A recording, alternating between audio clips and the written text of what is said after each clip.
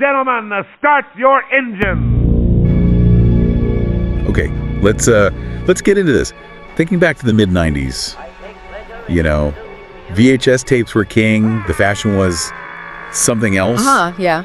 Definitely a specific time. And Batman Forever, that movie had such a unique kind of loud vibe, didn't it? Oh, absolutely. Val Kilmer, the infamous bat suit. Jim Carrey just going full Riddler, Tommy Lee Jones as Two-Face. It was quite the mix, a very different Gotham. Right, and like clockwork, big movie, big pinball machine. But the sources you shared for this deep dive, your notes and stuff, they suggest the Batman Forever machine from SEGA Pinball was, well, maybe a bit more than just a quick movie tie-in. That's what the material points to, yeah. It's described as like explosive, even psychedelic, and there was this one feature they called a crazy gadget. A crazy gadget. Okay, it really tried to bottle that movie's, excess and pour it into a pinball game. So our mission here then is to really pull apart these sources. What are the key things to know? What made this machine tick? What was this pure 90s energy pinball experience? Let's maybe start at the beginning. Where did it actually come from?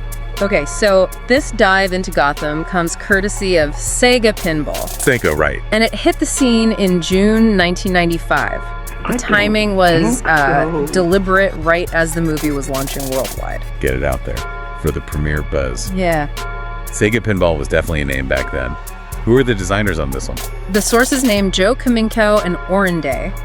Okay. And interestingly, the notes say the production run wasn't massive, maybe around 2,500 units. Oh, really? That's not a huge number for the time. No, exactly. And the sources point that out, that relative scarcity is apparently a big reason why collectors are quite keen on it today. Ah, makes sense. Hi, So where does this fit in the sort of Batman pinball family tree? There have been a few, haven't there? Yeah, it sits in an interesting spot. You had the Data East one back in 91, which was, based on the Tim Burton movies, much darker. Right, the darker vibe. And then way later, Stern did one in 2008, reflecting that sort of grittier, modern Batman. Okay. This 95 SEGA machine, the sources keep calling it pure 90s energy. It's really distinct visually, tonally from the others.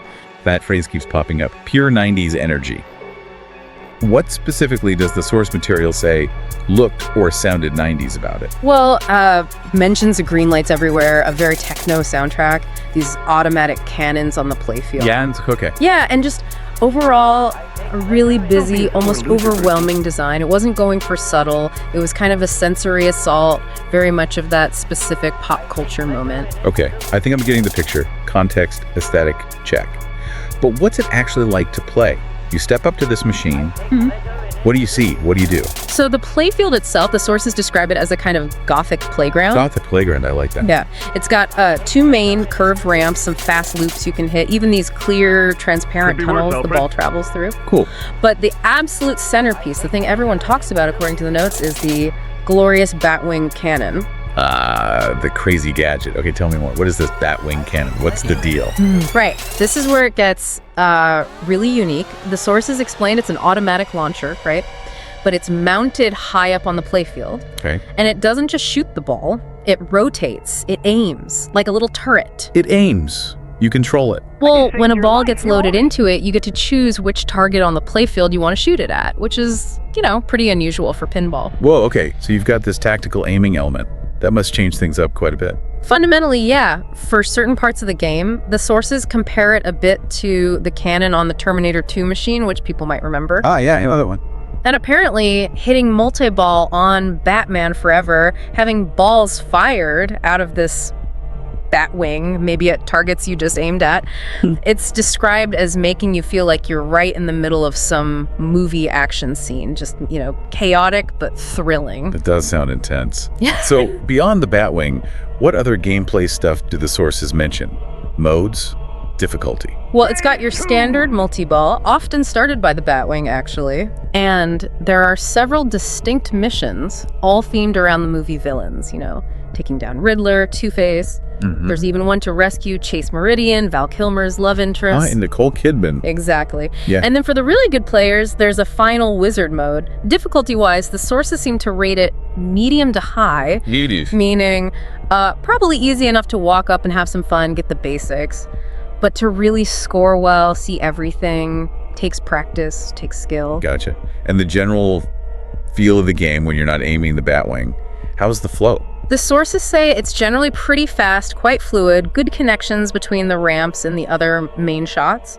So the Batwing is like this special strategic layer on top of a, solid core game. It's not just about the cannon. Makes sense. Let's switch to the tech side a bit. Did this machine have any, technical tricks up its sleeve back in 95? Anything innovative? Yes, definitely. One thing the sources really highlight is the display. It used a large dot matrix display DMD. The size was 192 by 64 pixels. Okay, and that was big for the time. Oh yeah. The standard then was usually smaller, like 128 by 32. So even though it was still just monochrome, that amber color. Right, the classic pinball orange. Exactly. But the bigger size meant they could do more complex and elaborate animations. According to the notes, they really stood out in an arcade. So better visuals on the screen. Anything else? Yeah, the physical presence too.